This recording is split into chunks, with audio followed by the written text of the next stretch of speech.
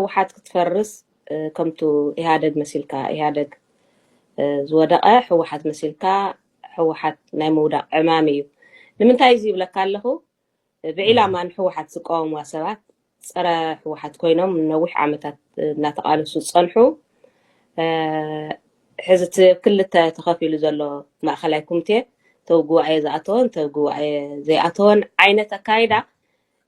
تخكلني نتو أو جواي زي أتو أيو زي تخكل حس دورات أنا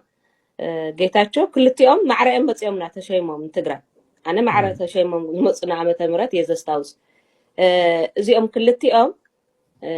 أبوهم برن مختلن كوينا من زمر هو ود تحدى أيو تخكلني حوحات أنس opposite part تخوينس كم يجري أن تناتك عندنا تمليسة حس زي سج إني ናይ ክልቲኦም ፍክክር ተኸውን ነይሩ ፅቡቕ ነይሩ ጠቕላላ ሕወሓት ክትህሉ ዘይደልያ ተቃዋማይ ንክንደይ ዓመት ዝተቃወመ ጭራሽ እውን ፖለቲካ ናይ ትግራይ ክባላሾ ዝደሊ ኣብ ትግራይ ዘሎ ይኹን ካብ ትግራይ ወፃእ ዝኾነ ተጋሩ ጥራሕ ክንጠፍ ተጋሩ ጀኖሳይድ ክትፀመና ዝገበሩ ናይ ሚድያ ሰባት ከይተረፉ ኢና ሕዚ ናይ ንጌታቸው ደግፉት ናይ ንጌታቸው ሕወሓት ያ ትኽክል ዝብል ናብ ሓደ ዛዘወ ደው ኢልካ ክትሪእውን ዘግብር ከም ማሕበረሰብ እኒአ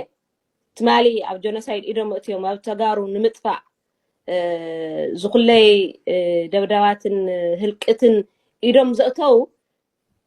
እዚ ትኽክል ክብለካ ተሎ ዋ ኣብቲ ናይ ክልቲኦም ዘይኮነስ ካሊእ መን እዩ ነሰፉ ዝድግፋ ዘሎ ኢልካ ቆም ኢልካ ክትርኢ ዘግብር እዩ መን እዮም ጌታቸው ዝብሉ ዘለው ታይ ተረኺቡ ሕዚ ታይ መፅዩ ሚድያታት ናይ ዓዲ ሰለስተ ይኹና ናይ ዓዲ ኣርባዕተ ብዛዕባ እዚ ክዛረባ ተለዋ ንምንታይ ኢሊት ኣብዚ ኢዶም ከእትው ተለው ታይ ተደልዩ ታይ እዩ ኦፍ ኮርስ ትሕወሓት ካብ ግራስሩት ካብ ማሕበረሰብ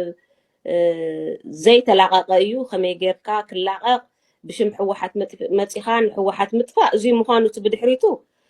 ዝኾነ ሰብ ክወፅሖ ዝኽእል እዩ ግን በዓል መን እዮም ቶም ከምኡ ዝብሉ ዘለው ክብል ክሰግእ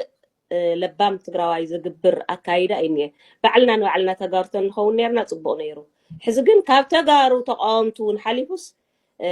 ናይ ካልኦት ኣብ ከባቢና ኢትዮጵያ ተጋሩ ክንጠፍእ ግደፎም ሕወሓት ተጋሩ ክንጠፍእ ዝደልዩ ዝነበሩስ ሕዚ ሓላያት ኮይኖም እዚ ክመፁ ተለው ዋ እንታይ እዩ እዚ ኢልካ ክትርኢ ዘግብር እዩ መስተዋዕላይ ሰብ እንተጋጢሙና ብጣዕሚ ሕማቕ ኣሎ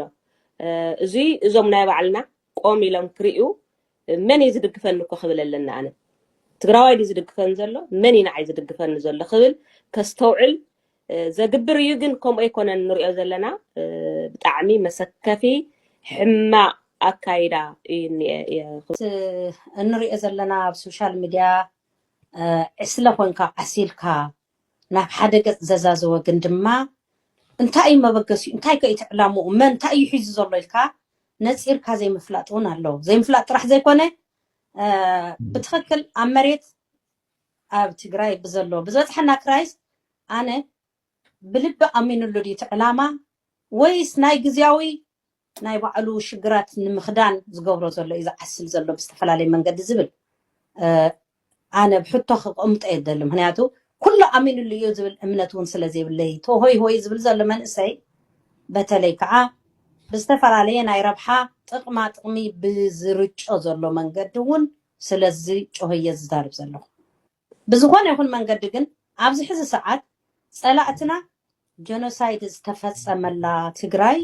ብሙሉአን እሳት ንበል ካልኦተን ንብል ናይ ሙሉእ ናይ ኢትዮጵያ ሚድያ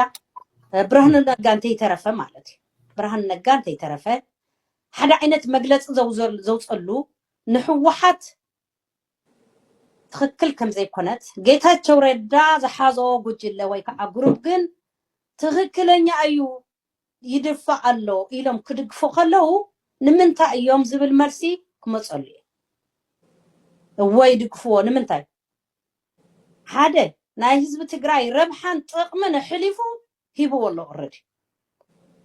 እቲ ንሶም ዝደልይዎ ንፀላእትና ዝደልይዎ ህዝቢ ትግራይ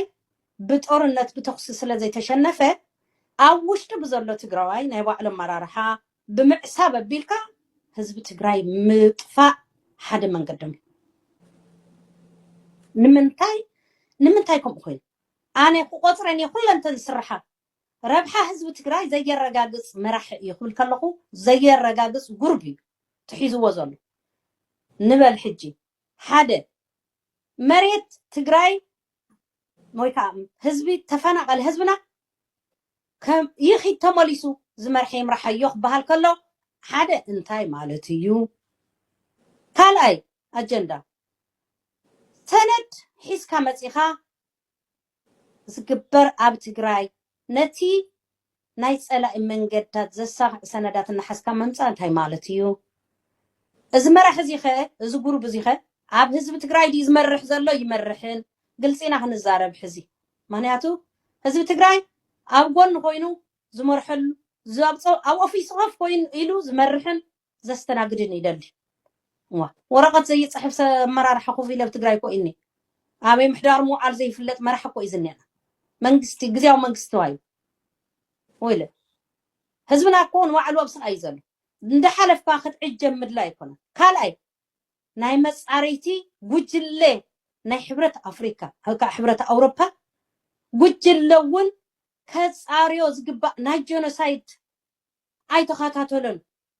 እንታይ ኢሉ ንምንታይ ባዕልና ኢና ንውድቕ ኢሉ ምስ ፀላእትና መስቶም ጀኖሳይድ ዝፈፅሙልና ንሕና ሓቢርና ኢና ንውድቕ ብዝብል ኣቂምዎ ደብዳቤ ክፅሓፍ ኣይተኸእለን ተደጊሙ እውን እኳ ደብዳቤ ንዘይ መፅሓፍ ግዜ ይረኸብ ኩሉን ኢልዎ ጌታቸው ወይለካ ዋይ ግዜ ዘይርከቦ ኣብ ምንታይ ይውዕል ምንታይ ይሓድር ኣሎ ጀኖሳይድ ተፈፀመ ህዝቢ ጀኖሳይድ ተፈፂምዎ ተባሂሉ ንኸይፍረም ዜሮ ገይሮም ኣለዉ እዚ ዝገብር መራሒ መን እዩ ንምንታይ እዩ ዝድገፍ ዘሎ ንምንታይ እናሓለፍካ ካብ ላዕሊ እስካብ ታሕቲ ዘሎ ህዝብና ብገንዘብ እናረጨኻ ካብ ፀላእትና ዝመፀ ኣዶ ትግራይ ጾማን ሓደረት ኣብ ዝናብ ማይን መርዕ ጭቃን ተሓዋዊሱ ሕጂ እናወሰዳ እንዴ ኣበይ ዲና ዘለና ጭራሽ ከዓ